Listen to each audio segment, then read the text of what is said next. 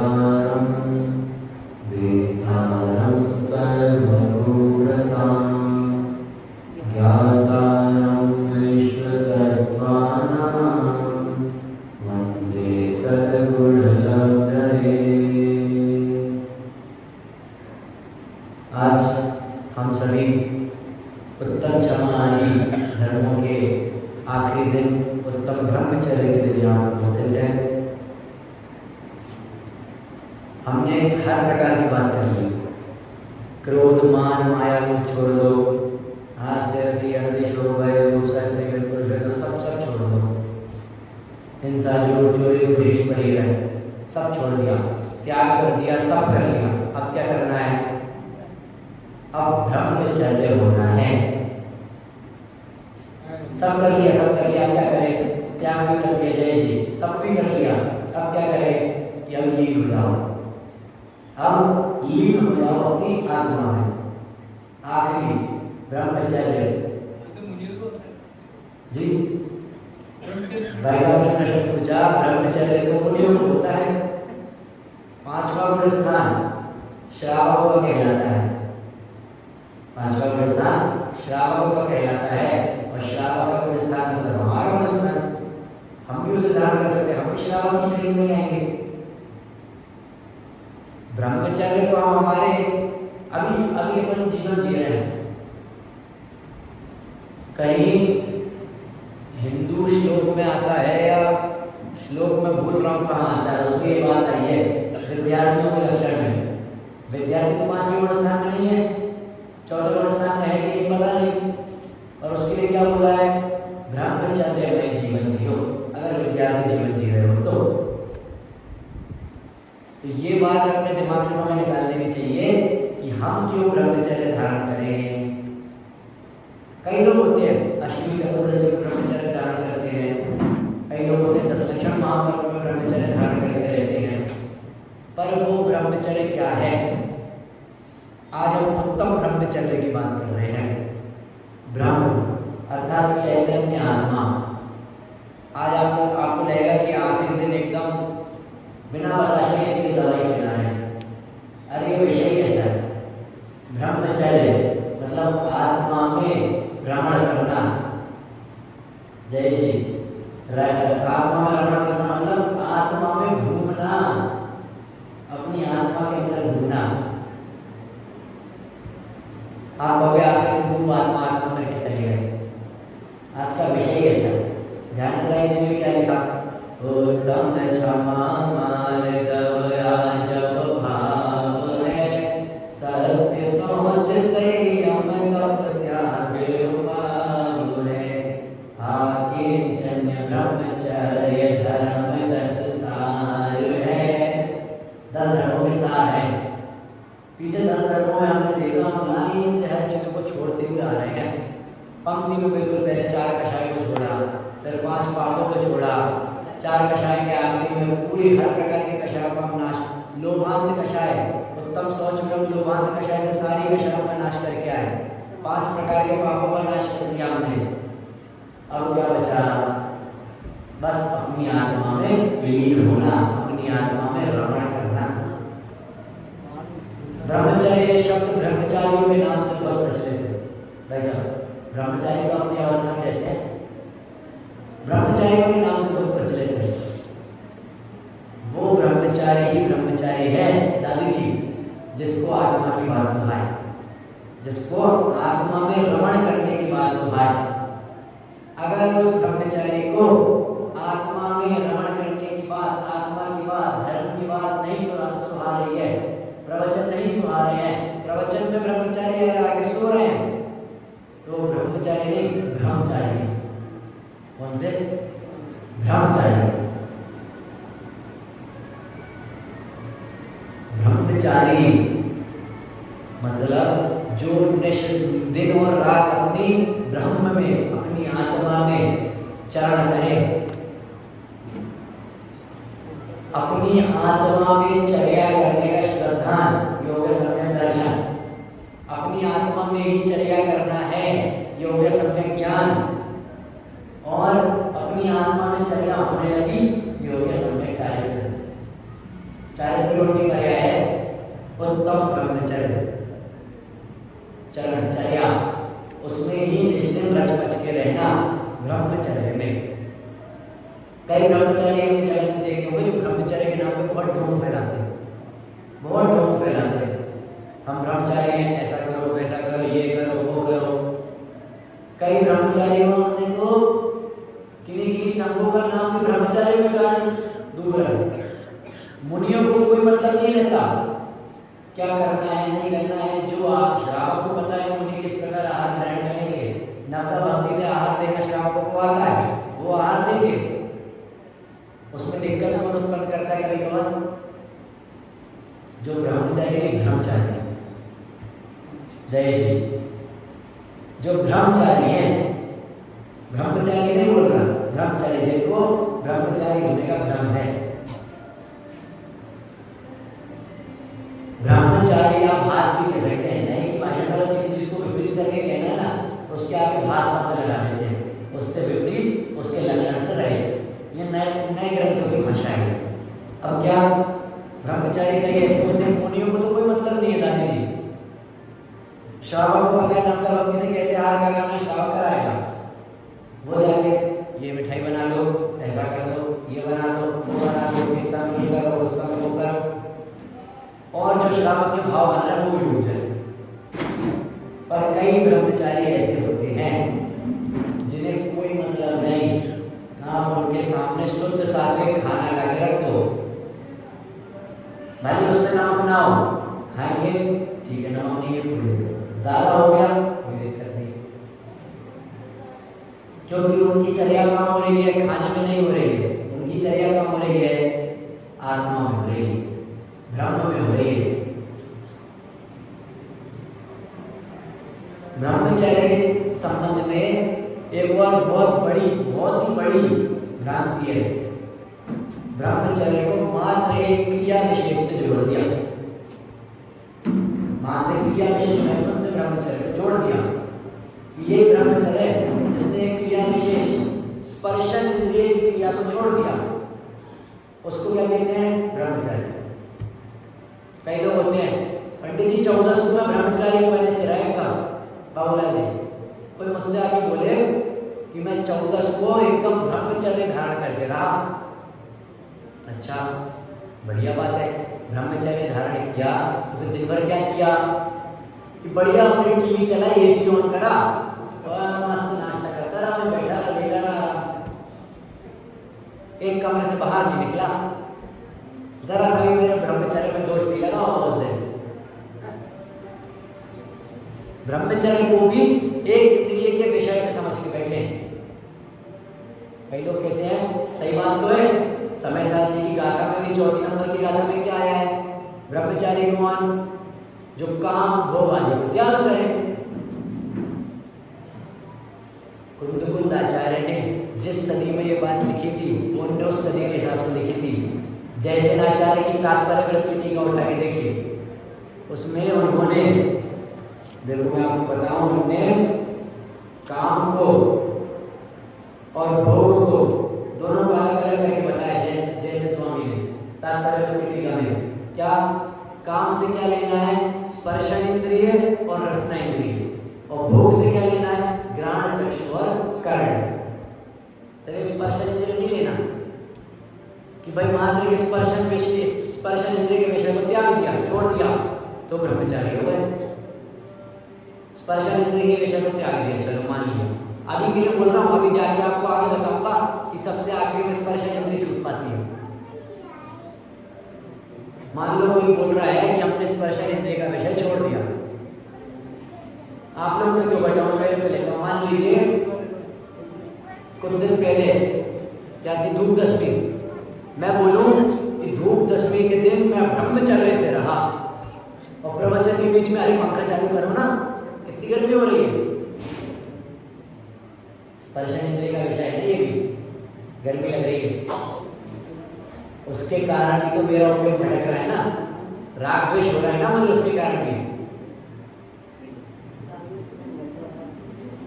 उत्तम ब्रह्मचर्य की बात कर रहे हैं, अपनी आत्मा में लीनता की बात कर रहे हैं। क्या हम लोगों ने सिर्फ एक क्रिया को, स्पर्शन मात्र को हमने ब्रह्मचर्य का त्याग, मतलब जिसने स्पर्शन मात्र का त्याग कर दिया सो ब्रह्मचर्य का त्याग ये समान लिया। अरे पांचों इंद्रिय के विषय का शायद को त्याग करेंगे तब हम जाके ब्रह्मचारी कहलाएंगे, तब वो असली उत्तम ब्रह्मचर्य धारण होगा। दादी जी मात्र एक स्पर्शन इंद्रिय छोड़ने से नहीं होगा।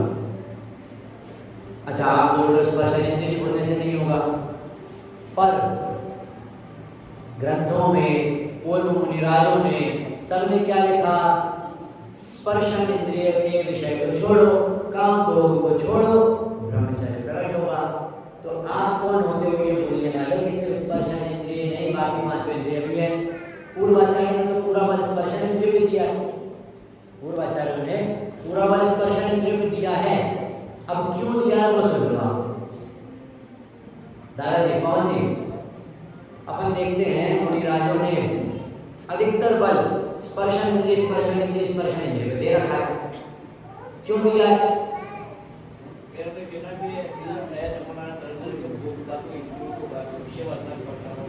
हाँ वो उसमें अपन आ रहे हैं, उसमें भी आएंगे।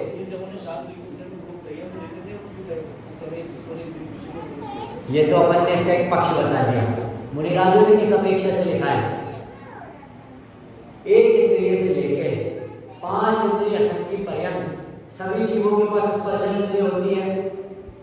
एक इंद्रिय जीव पे भी स्पर्शन इंद्रिय होती है, बाकी चार नहीं होती।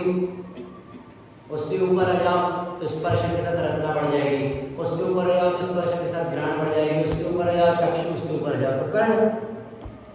ऐसे एक एक इंद्रिय में एक एक अपनी ये एक एक इंद्रिय के जीवों में उनकी एक एक इंद्रिय विषय बढ़ती जाती है। इसीलिए अगर मान लीजिए मुनिराज लिख देते कि कर्ण इंद्रिय के विषय त्याग दो तो उत्तम ब्रह्मचर्य के धारी हो जाओगे। स्पर्शन रसना घ्राण चक्षु कर्ण पांच इंद्रिय है, फिर तो पहले इंद्रिय पहले दूसरे तीसरे चौथे इंद्रिय सारे उत्तम ब्रह्मचर्य के धारी कहलाएंगे। दादाजी अगर मात्र मैं कर्ण इंद्रिय को उत्तम ब्रह्मचर्य का सूचक समझूं, इसको मैंने छोड़ दिया तो मैं उत्तम ब्रह्मचर्य का धारी हो गया, तो फिर ये तो गलत हो जाएगा। पहले इंद्रिय के जीव, दूसरे इंद्रिय के जीव, तीसरे इंद्रिय के जीव, चौथे इंद्रिय के जीव, ये सब उत्तम ब्रह्मचर्य के धारी हो जाएंगे। सिद्ध गति से डाल देंगे फिर तो ये सब सिर्फ अपनी बचे पांच इंद्रिय जीव जो मनुष्य रूप में रहेंगे। अरे इसीलिए उनने स्पर्शन इंद्रिय की मुख्यता क्यों रखी? स्पर्शन इंद्रिय एक इंद्रिय जीव में भी होती है, एक इंद्रिय जीव उनमें भी स्पर्शन इंद्रिय होती है, और जो पांच इंद्रिय जीव है उसमें भी स्पर्शन इंद्रिय होती है। मात्र इसीलिए स्पर्शन इंद्रिय को इतना मुख्य करा। स्पर्शन इंद्रिय को मुख्य करने से हमने क्या ले लिया कि सिर्फ स्पर्शन इंद्रिय छोड़ दो, सिर्फ स्पर्शन इंद्रिय छोड़ दो। स्पर्शन इंद्रिय को छोड़ दी तो बोलो तो ब्रह्मचर्य के धारी हो गए, ब्रह्मचारी कहलाने लगे। इतना छोड़ने से हो रहा होता है ना, हर दूसरे गली में एक ब्रह्मचारी मिलता। कई लोग होते हैं पंडित जी आज ना सुबह से टीवी देखी, ना कोई गलत काम किया, ना कोई ब्रह्मचर्य के तोड़ने संबंधी कोई क्रिया करी, रात को मेरे मन में सारी बातें आ गई, मतलब मैं उत्तम ब्रह्मचर्य का धारी हो गया ना।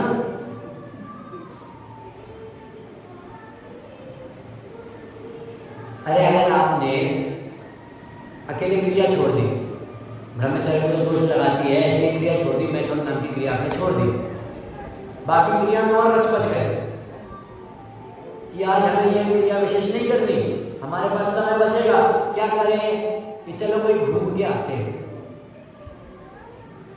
वहां जाके क्या कर रहे हैं? स्पर्शन रसना घ्राण चक्षु कर्ण, स्पर्शन हटा दो बाकी सारे इंद्रिय भोग रहे हैं, और स्पर्शन भी भोग रहे हैं। कैसे?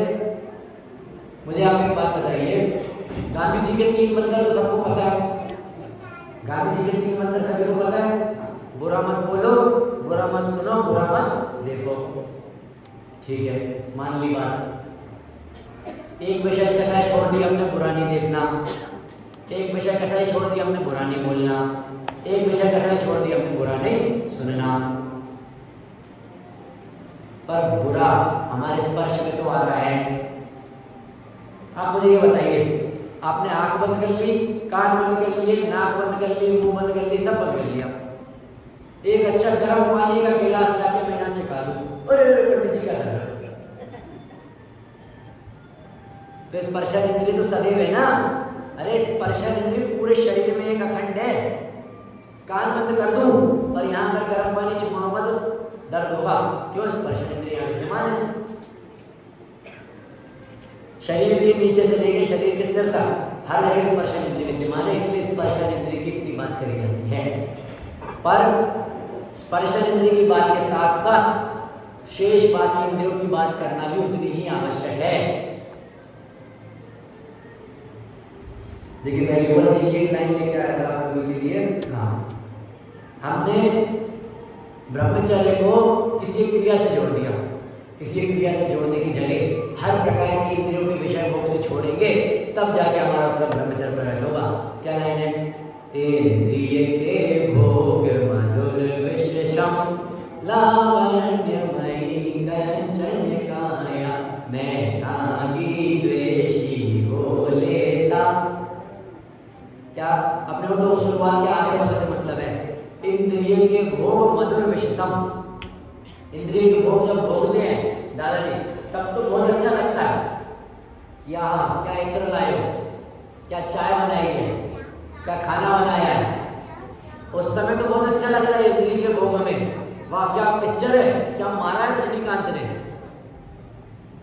जो रजनीकांत को मारने में अनुमोदना को भाव कर रहे हो ना, जो उसकी तारीफ कर रहे हो, अरे क्या उठा के पटका है, वैसे ही नरक में पटक दिए जाओ। कैसे है इंद्रिय के भोग? इंद्रिय के भोग मधुर विष सम, मीठे विष के समान है। विपिन जी, विपिन जी, इंद्रिय के भोग कैसे हैं? मीठे विष के समान है। तो विष पी तो मैं विष ही रहा हूं, पर मीठा लग रहा है। चाशनी में थोड़ी सी जहर मिला के पिला दिया, गुलाब जामुन डुबा दिया चाशनी में और साइड से 2 बूंद जहर की डाल दी और खिला दिया, लो खा लो। वाह क्या मीठा बनाया। वही 2 मिनट बाद पूरा ठंडा पड़ जाएगा। इसी प्रकार ये इंद्रिय के भोग हैं।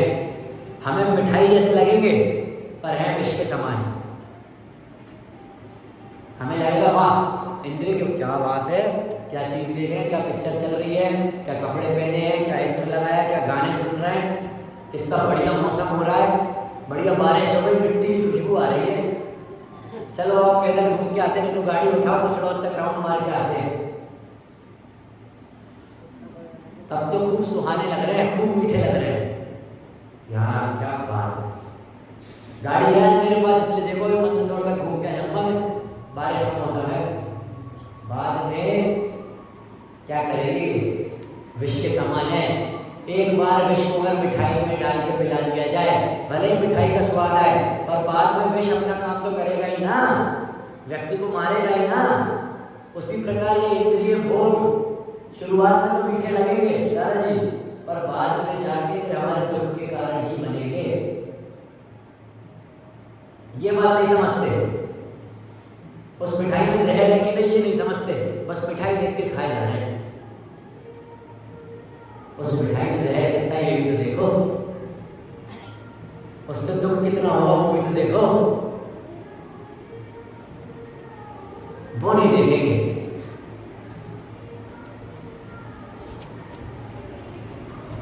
क्या अगर ये इंद्रिय मिली है ना हमें, ये इंद्रिय मिली तो है, छोड़ तो इन्हें सकते नहीं है। आप बोलो पंडित जी मैं इंद्रिय छोड़ दूंगा, आंखें निकलवा दूंगा, मुंह सिलवा दूंगा, कान बंद करा दूंगा, सुरगंध दुर्गंध कुछ भी हो मैं तो सूंघ दूंगा, पर क्या मन में से उसके संबंध भाव मिटा पाए? अगर आज आपने बोला ब्रह्मचर्य से रहना है, 5 इंद्रियों को छोड़ना है, मैंने बोल दिया 5 इंद्रियों को छोड़ना है, पंखा बंद करके बैठेंगे। बाहर से तो हाँ पंडित जी ने बोला समाज वाले सब बैठे हैं, दादाजी दिखाना तो पड़ेगा कि मैं बात मानता हूँ, मेरे में सामर्थ्य है, दिखाएंगे कि हाँ हाँ पंखा बंद कर दो कोई दिक्कत नहीं। और मन ही मन अरे यार इतने जल्दी 45 मिनट खत्म हुए, मैं जल्दी से उठ के पंखा चला, मैंने आप लोगों से बोलते कि गाने नहीं सुनना, भजन नहीं सुनना। अरे यार इनके 10 दिन खत्म तो हुए, उसके बाद वापस हमारे गाने लगाए। बाहर दिखावा तो कर दिया पूरा, और मन में खत्म कर पाया क्या? मन में तो अभी वो भी बैठा है ना क्या? अगर ये इंद्रिय हमें मिल गई हमारे पुण्य पाप के उदय से, पवन जी ये इंद्रिय हमें हमारे पुण्य पाप के उदय से मिली हैं, तो अगर ये हमें हमारे पुण्य पाप के उदय से मिली है तो इससे और पाप क्यों कर रहे हो? इंद्रिय मिलने के बाद भी जिन दर्शन मिला, जैन धर्म मिला, जिन मार्ग मिला, तो इसमें ध्यान लगाओ ना इंद्रियों का। कौन मना कर रहा है? पहले दिन भी हमने देखा था, हम बाहर के 5 इंद्रिय के विषय कषायों से राग हटा के भगवान की ओर राग बढ़ाएंगे तो वो राग हमारा मंद होगा, और इंद्रिय कषाय की ओर राग लेके जाएंगे तो राग और तीव्र होता जाएगा। अगर ये इंद्रिय मिली है और सारी इंद्रिय काम कर रही है, दादाजी घुटने सही हो गए, अपने घुटने सही हो गए, बदलाव है, इंद्रिय वो हिस्सा काम करना वापस चालू कर दिया, जाओ तीर्थ वंदना पे। कौन मना कर रहा है? नहीं चल पा रहे, ठीक है, तीर्थों में नीचे रह के आ जाओ, वही वंदना करके आ जाओ। जरूरी थोड़ी तीर्थ वंदना शिखर जी गया तो शिखर जी पे एकदम ऊपर पहाड़ में छू के आऊंगा तभी मेरी वंदना कहलाएगी। शिखर जी की वंदना तब कहलाएगी जब हर एक टोक पे अगर जा रहे हो तो मन में ऐसा ख्याल आना चाहिए कि इन्होंने तीर्थंकर ने यहाँ रहकर, इन भगवान ने यहाँ रहकर इतना घोर तप किया, सिद्ध दशा पाई, तो ऐसी सिद्ध दशा में भी पाऊं, तब तो शिखर जी की वंदना सार्थक होगी और शिखर जी की पूजन सार्थक कहलाएगी। हाँ दादी जी ने मुझसे बोला एक आध दिन शिखर जी की पूजन ले लीजिए। उनका बिल्कुल ले लेंगे, वो सही होने से नहीं बन पाएंगे पर नहीं ले पाए। शिखर जी की पूजन करना भी तब सार्थक कहलाएगी जब एक एक टोक के हमारे पढ़ते हैं ना शिखर जी की पूजन में, एक एक टोक के नहीं तो एक एक क्षेत्र के हमारे पढ़ते हैं, तो वो सार्थक तब कहलाएगी कि अरे ये भगवान यहाँ से मोक्ष गए, इस टोक से मोक्ष गए, उस टोक पे कुछ नहीं होगा, पत्थर है, सांप है, बिच्छू है, पता नहीं कहाँ कहाँ कौन कौन से कीड़े घूम रहे हैं, फिर भी वो उस परिस्थिति में रह के उन्होंने धर्म ध्यान किया, आत्मा का ध्यान किया और मोक्ष की ओर गए। ब्रह्मचर्य किया, ब्रह्म में निरंतर आचरण किया, ब्रह्म में चर्या करी, ब्रह्म में घूमते रहे। हम पे इतने अनुकूल सहयोग हैं फिर भी हम धर्म नहीं सुन पा रहे, दिन में आधे घंटे बैठे। आज आखिरी व्याख्यान है इसलिए मैं मुख्य बात स्वाध्याय के ऊपर भी करूंगा आप लोगों के लिए। आप लोग बैठते हैं यहाँ पे, मैंने सुना है पाठ होता रहता है, कभी ना कभी किसी न किसी चीज़ का पाठ हो जाता है, महीने में एक बार, हफ्ते में एक बार होता रहता है। पाठ तो कर लिया, जो 4 आंटियां बैठ के पढ़ रही हैं उन्होंने तो पढ़ दिया, बाकी पीछे से हिल रहे हैं, पता ही नहीं चल रहा कितनी बार क्या पढ़ लिया। अगर हम लोग दिन में आधे घंटे 15 मिनट भी निकाल लेना भाभी जी, और फेसबुक के 15 मिनट कम करेंगे, अगर 15 मिनट कोई सा भी सरल से सरल ग्रंथ, सरल से सरल जिनवाणी हम पढ़ें तो वह हमारे कल्याण की ओर आगे बढ़ेंगे। हमें लॉजिक पता चलेगा ना। मैं इसको बहुत सिंपल सी बात मानता हूँ, समाज वाले हमें क्यों बुलाते हैं? क्योंकि हम लोग ग्रंथों को पढ़ रहे हैं। कई समाज में गया हूँ तो वहाँ लोग ग्रंथ पढ़ के रखते हैं, यहाँ भी बहुत सारे लोग हैं जिन्होंने ग्रंथ पढ़ के रखे हैं, मेरी बातचीत हुई है उनसे, उन्हें उसके पीछे का लॉजिक पता रहता है ना। अब जैसे उस दिन मैंने तीर्थंकर भगवान की विक्षुप्ति का बात बता रहा था, मेरे से कोई अंक आगे पीछे हो गए थे, पवन जी ने वो बात पढ़ के रखी थी तो उन्होंने आगे मेरे से चर्चा करी। और उसमें भी एक होता है टांग खिंचाई, यार पंडित जी ऐसा बोल दिया आपने, और एक होता है हमने जो तरीके से बात करी, क्या पंडित जी मैंने इस प्रकार से पढ़ा है, इस प्रकार से भी मिलता है, तब मुझे ध्यान में आया नहीं, मुझे बता रहा है मर सकते थे। स्वाध्याय हम चिंता करेंगे ना दादाजी, चीज के पीछे का लॉजिक पता चलेगा। उत्तम क्षमा धर्म बना है, उत्तम शब्द में मैं रोज इसलिए बोलता था कि हम ध्यान में रहे कि उत्तम शब्द सम्यक दर्शन का सूचक है। उसको पढ़ेंगे सम्यक दर्शन का सूचक क्यों है? उत्तम सर्वश्रेष्ठ श्रद्धान सबसे पहले होता है, इसलिए उत्तम शब्द यहाँ किसका सूचक है? सम्यक दर्शन का सूचक है। कुछ भी चीज पढ़ रहे हैं, आप कहते हैं ना मेरा बेटा इंजीनियरिंग करेगा, ऐसा करेगा, वैसा करेगा। कभी सोचा है आईआईटी जो लोग पढ़ते हैं, इंजीनियरिंग जो लोग पढ़ते हैं, आईआईटी वालों की इतनी मांग क्यों है? बाबूलाल जी, आईआईटी वालों की इतनी मांग क्यों है? वो जो चीज़ पढ़ते हैं ना उसको प्रैक्टिकली अपने जीवन में उतारते हैं। जो पढ़ रहे हैं उसके पीछे का लॉजिक ढूंढते हैं, कारण ढूंढते हैं। ये नहीं कि हाँ पढ़ लिया नमोकार मन तो चलो ठीक है पढ़ लिया चल दिए घर। क्यों पढ़ रहे हैं हम? क्यों पढ़े नमोकार मन? लॉजिक क्या है इसके पीछे? कारण क्या है? पंच परमेश्वर को ही क्यों नमस्कार करें? कारण क्या है? तो ये सब हमें तब पता चलेगा जब हमें ग्रंथों को पढ़ेंगे, जब हमें ग्रंथों का स्वाध्याय करेंगे। जिस दिन हमने ग्रंथों का स्वाध्याय प्रारंभ कर दिया उस दिन हम उत्तम ब्रह्मचर्य की ओर आगे जाने लगेंगे, ब्रह्म में चर्या करने लगेंगे। हमारी आत्मा का जो आचरण है उस आचरण को हम पालन करने लगेंगे।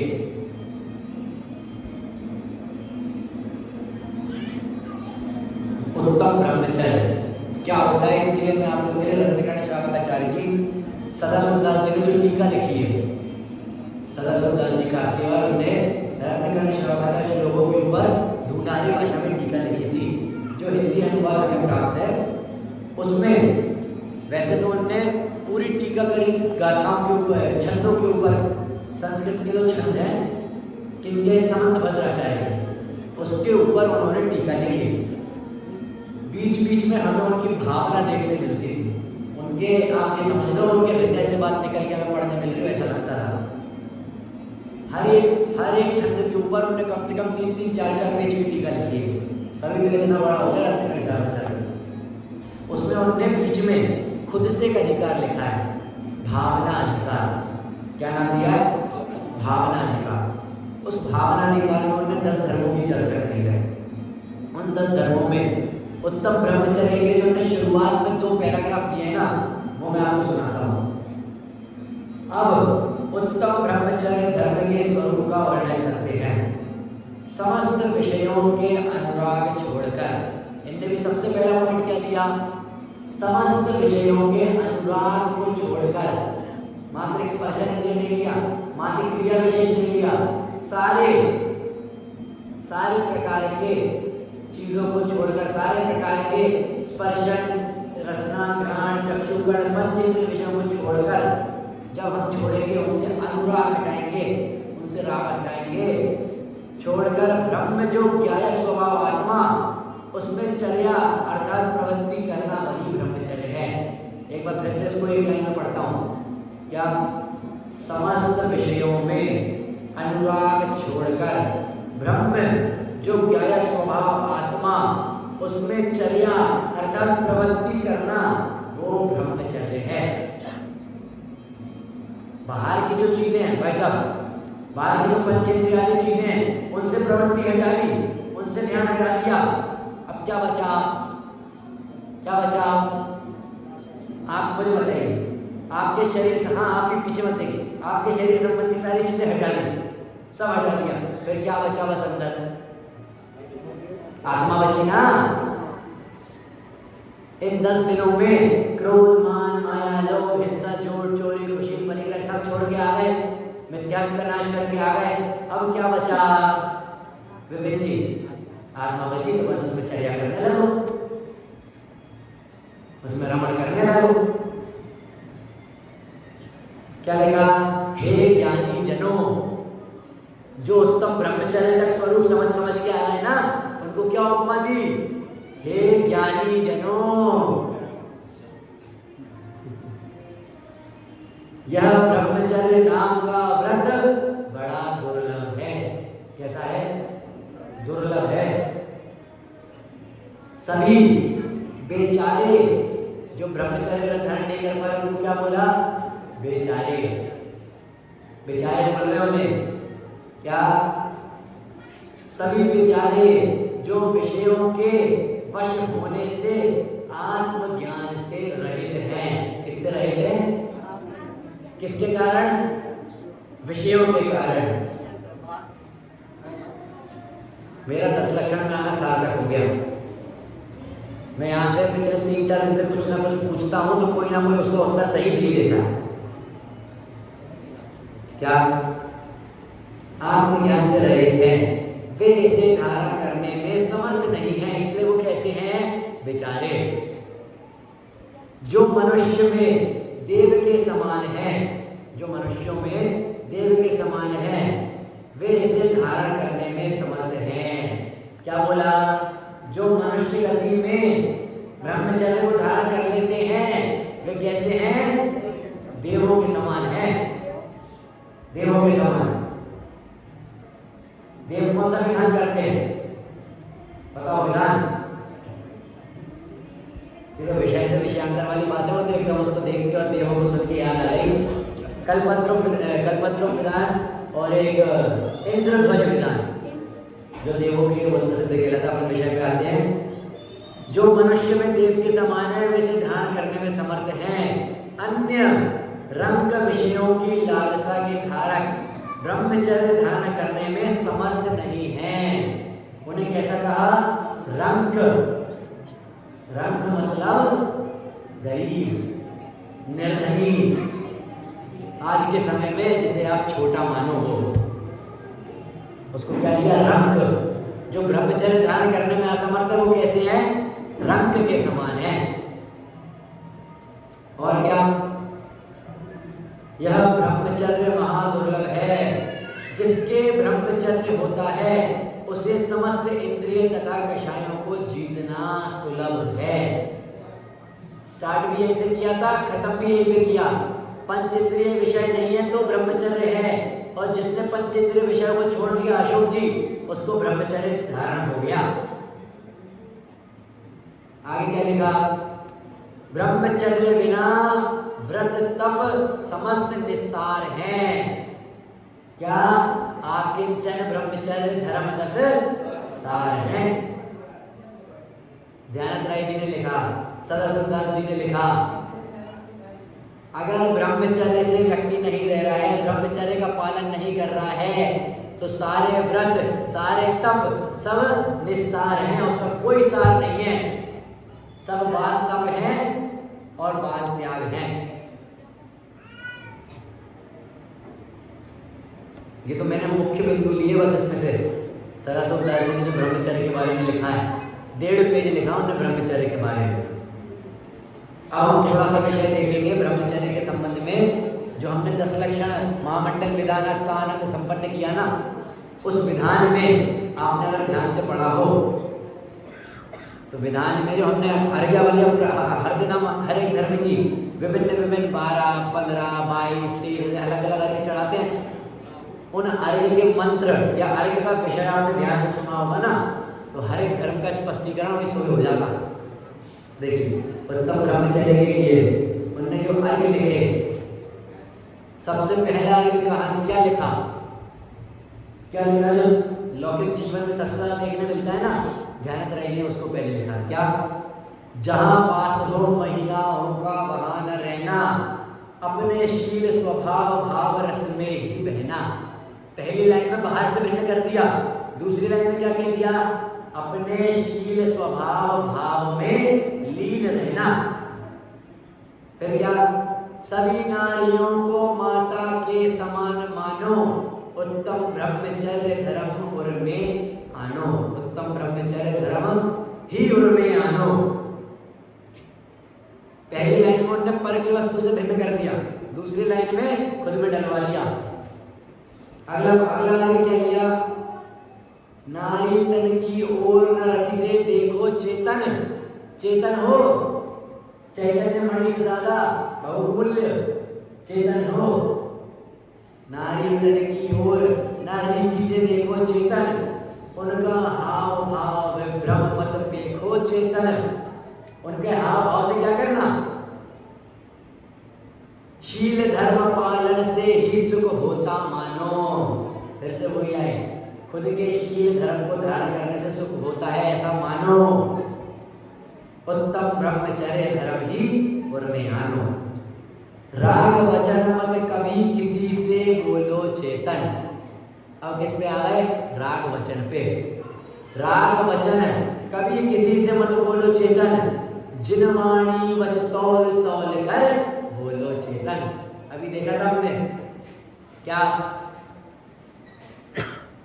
अगर ये इंद्रिय मिली है तो उसे किस में लगाओ? जिनवाणी को समझने में, जिनवाणी को पढ़ने में। अगर ये मन कुछ समय के लिए एक साथ स्थिर हो जाता है तो उसको अपनी आत्मा की ओर स्थिर करो। सॉरी, हाँ, अगला क्या? राग वचन मत कभी किसी से बोलो चेतन, जिनवाणी मत तौल तौल कर बोलो चेतन। राग वचन सुन पाप नहीं उर्मे उपजानो। और अगर कोई राग वचन आपसे बोल रहा है तो उसमें भूलो मत। कौन सा धर्म हो गया ये? दूसरा, माधव, मान के अभाव में। अगला क्या किया? पूर्व भोग जो भोगे उनको करो न चिंतन। कई लोग होते पूर्व में जो भोग भोग लिए उनके चिंतन में रत रहते हैं। अभी आलू प्याज छोड़ दिया। अरे पंडित जी, जब आलू प्याज खाता था ना, उस ठेले पे इतनी बढ़िया वो चीज़ मिलती थी, उस होटल में इतनी बढ़िया वो डिश मिलती थी, वो पकवान इतना अच्छा बनाता था। अरे जो भोग भोग चुके उसको फिर से क्यों भोग रहे हो? क्या लाइन लिखी? पूर्व भोग जो भोगे उनको करो न चिंतन। पूर्व जो भोग भोग लिए तो छोड़ दो उनको, उनका चिंतन दोबारा मत करो। परमशील भावों को धारो मन में चेतन। जो परम पालना में भाव है, जिसको हम शील भी कह सकते हैं, जिसको हम उत्तम ब्रह्मचर्य दसों धर्म भी कह सकते हैं, उसको उर्मे धारो। अशोक जी, क्या? राग भाव पूरा त्यागो, निज रस को जानो। राग भाव को भी पूरा त्याग दो। और अरविंद जी, किसको जानना है? आत्मा को जानना है। बस हो गया अरविंद जी को मोक्ष। क्या? राग भाव पूरा त्यागो, निज रस को जानो। अगला क्या लिखा? कामो दीपक भोजन थोड़ा भी मत खाना। भोजन भी काम उत्पन्न कराता है। अभी देखा ना हमने, जैसे आचार्य ने स्पर्शन रसना घ्राण चक्षु कर्ण इनको काम भोग में बांटा था। काम उत्तेजित भोजन क्या होता है? ज्यादा चटर पटर खाना, इतना खाना कि उसके बाद आलस नहीं पड़ेगा। पुराने लोगों की बात अलग थी, कितना ही घी पिला दो, कितना ही दूध पिला दो, तुरंत पचा लेंगे। अब खिलाओ पिलाओ, अपच हो जाएगा। 2-3 दिन तक बाथरूम के चक्कर लगाते रहेंगे। क्या?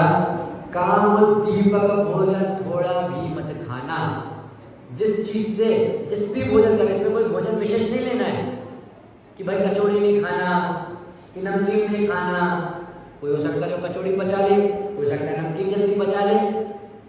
काम उत्तेजित भोजन में क्या आएगा कि जिसके कारण हमारा प्रमाद बढ़ रहा है, ऐसा भोजन हमें नहीं करना है। षट रस व्यंजन देख रंच भी मत ललचाना। त्याग वाले जो हमने षट रसों की चर्चा की थी, उन षट रसों के व्यंजन देख के जरा सा भी मन में लालच आ रहा है ना, तो पूरा खेल वही खत्म। आप तब छोड़ो ना जब निर्णय पक्का हो जाए। कौन कह रहा है देखा सीखी में छोड़ो? इसने बोल दिया, उसने बोल दिया, लो मैंने छोड़ दिया। घर में चीज बन रही है, अरे यार क्यों छोड़ दिया, नहीं छोड़ा होता खा लेता। देखो तो कितनी सुंदर चीज बनी है। अगर आप नहीं छोड़ी होती तो अभी खा लेता। क्या? षट रस व्यंजन देख रंच की मत ललचाओ, पूर्णशील भावना सदाई हृदय सजाओ। जो पूरी शील भावना आत्मा, उसको अपना शील बनाओ, उसको अपना सिरोताज बनाओ। तन श्रृंगार तेल फुलेल आदि से करना। कई लोग तो ऐसे होते हैं 10 लक्षण में भी बराबर क्रीम पाउडर और सब चीज़ मेकअप सब करना है। इस पाउडर से हमें इस पाउडर को लगाना है, इस साबुन से नहाना है, शैम्पू से बाल धोना है। 10 लक्षण में भी मामूली दिनों में तो समझ आता है कि अभी अपन इतने त्यागी वृत्ति नहीं हो पाए, इन सब चीज़ों की हमें ज़रूरत है तो हम कर रहे हैं। 10 लक्षण में कुछ दिनों के लिए उन्हें बंद कर सकते हैं। अगर मेरे को PDF मिली, एक PDF है विराग जी शास्त्री जबलपुर वाले, उनने भी पहले आपने कुछ लोग 10 लक्षण करे, बहुत समय पहले कर रहे हैं, मुझे शायद आपने बताया था। हाँ, अच्छा, सिद्ध चक्र मंडल विधान करवाया था हमने। विराग जी शास्त्री जबलपुर वालों ने एक PDF निकाली है। उस PDF में हर एक जो भी हम पैकेट प्रोडक्ट खरीदते हैं ना, खाने का नहीं, लगाने से लेके हर चीज़ का, शरीर से लगाने से लेके जमीन में लगाने से लेके खाने पीने हर चीज़ में पीछे वो अल्फाबेटिकल नंबर देते हैं। उसमें ई नंबर अगर किसी में दिया है, ई फॉर एलिफेंट के आगे कोई विशेष नंबर लिखा है तो उस चीज़ में 101% मांस और किसी न किसी जीव से संबंधित चीज डली है। अगर उसकी PDF मिलती है तो मैं आपको ग्रुप पे अवश्य भेजूंगा। कैडबरी डेयरी मिल्क, उसमें वो ई नंबर पाया जाता है। किटकैट, नेस्ले के सारे आइटमों में वो ई नंबर पाया जाता है। क्या अगला देखते हैं। तन श्रृंगार नटेल फुलेल आदि से करना, रुचिकर भूषण आभूषण मत तन पर धरना। ऐसा नहीं कि ये आभूषण मैंने नहीं पहना तो मेरा जीवन ही नहीं चलेगा। अगर ये सेंट मैंने नहीं लगाया तो मैं घर से बाहर नहीं निकलूंगा। कुर्ते में कलफ नहीं हुई तो मैं नहीं पहनूंगा, चलो कलफ करके दो इसको। अगला क्या, महिलाओं की शैया पर तुम नहीं ओढ़ना। जहां महिलाएं जिस शैया पे सो रही है उस शैया पे जाके नहीं सोना। और क्या, महिलाओं के वस्त्रों को भी नहीं ओढ़ना। अगर कोई वस्त्र महिला प्रयोग में ले रही है तो उस वस्त्र को भी प्रयोग में नहीं लेना। महाशील व्रत दृढ़ता से पालन हो ठानो। जो महाशील व्रत है उसको दृढ़ता से पालन करो। अगला क्या लिया, काम कथा में कभी भूल मन को न लगाना। काम आदि की जो कथा होती है ना, उनमें कभी अपने मन को ना लगाना।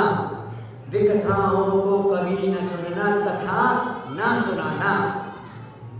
विकथाओं को, विपरीत कथाओं को जो हमें आत्मज्ञान की ओर किसी और ले जाए, उन कथाओं को न सुनना न सुनाना। काम मदन कंदर्प न पल भर मन में आना। काम भाव को थोड़ी देर के लिए मन में मत आने देना। आगे क्या, उदर पूर्ण भोजन तज ऊनोदर ही करना। ऊपर आया था ना, काम उत्तेजित भोजन मत करना। कोई सा भी भोजन जरूरत से ज्यादा कर लोगे ना उसके बाद आलस ही आएगा।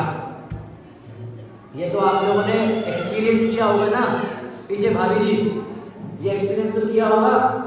अनमोल भैया, कोई चीज हद से ज्यादा खाली तो खूब आलस आता है। अरे सो जाओ थोड़ी देर, अरे ऐसा कर लेते हैं, थोड़ा आराम कर लेते हैं। क्या लिखा, उदर पूर्ण भोजन तज ऊनोदर ही करना। जितने भूख में, जितना पेट में जगह है ना उसको पूरा नहीं भरना। रास्ता तो गले तक भरने की बात होती है। एक आसन है, गले तक भर लो सुबह, अगले दिन सुबह तक काम चल जाएगा। मैं सही बात बताऊं, आप लोगों ने इतना खिलाया था, 3 दिन के एक आसन में 2 दिन पता नहीं चला था कि एक आसन हो गया।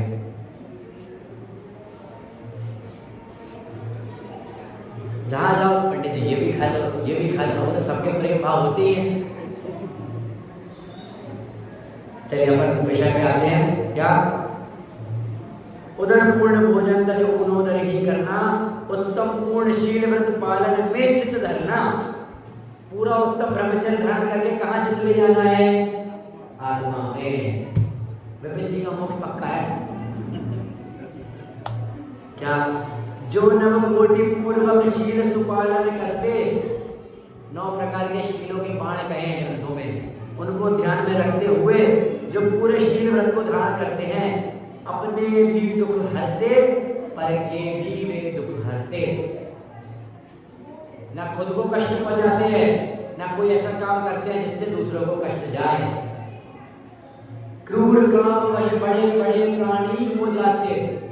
क्रूर काम के कारण लोग बड़े बड़े प्राणी कितने क्रूर कामों में लगे रहते हैं। क्रूर काम ज्वर से पीड़ित हो बहुत दुख पाते, और कभी कभार इन काम आदि के कारण ही बहुत दुख भी पाते हैं। डरे रहते हैं वेंटिलेटर में आखिरी समय में। काम बाण जिसके मन होता बहुत दुख पाता, जिसके अंदर वो काम रूपी बाण होता है ना, बहुत दुख पाता है।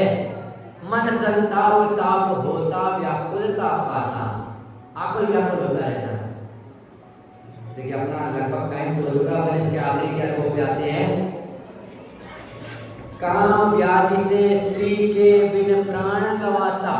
एक और चीज लिख दी अनमोल भैया, आजकल होते नहीं देखते, स्त्री के पीछे जान गवा दी, या पुरुष के पीछे स्त्री ने जान गवा दी। इसको एक से नहीं लेना है हमें।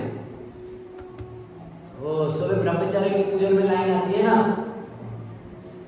क्या बोलते हैं, नारी को विषमेल के समान बोला है ना। क्या पंक्ति आती है, संसार में विषमेल नारी तजी गई जोगीश्वर। योगियों के कारण वे संसार में नारियों को त्यागे। योगियों ने मतलब उसका अर्थ है, योगियों ने नारियों को विष की बेल समझ के त्यागा है। अब इसमें आप भी घटाओ, नारियों को पुरुष को विष की बेल समझ के त्यागना है। उनने उनकी अपेक्षा दिखा, पर अपनी अपेक्षा घटाओ। ध्यान भाई जी ने अपनी पूजन में एक बार क्या बात लिखी, ध्यान धर्म दस पैड़ी चढ़ के शिव महल में पग धरा। इन 10 धर्मों का पालन करके उत्तम ब्रह्मचर्य का स्वरूप समझ के, उत्तम ब्रह्मचर्य जान के, सम्यक दर्शन पूर्वक अपनी आत्मा में रमण करना, अपनी आत्मा में चर्या करना, तो क्या होगा, मोक्ष महल में पैर रख देंगे। विपिन जी, किसको जान के मोक्ष महल में पैर रख देंगे? आत्मा को।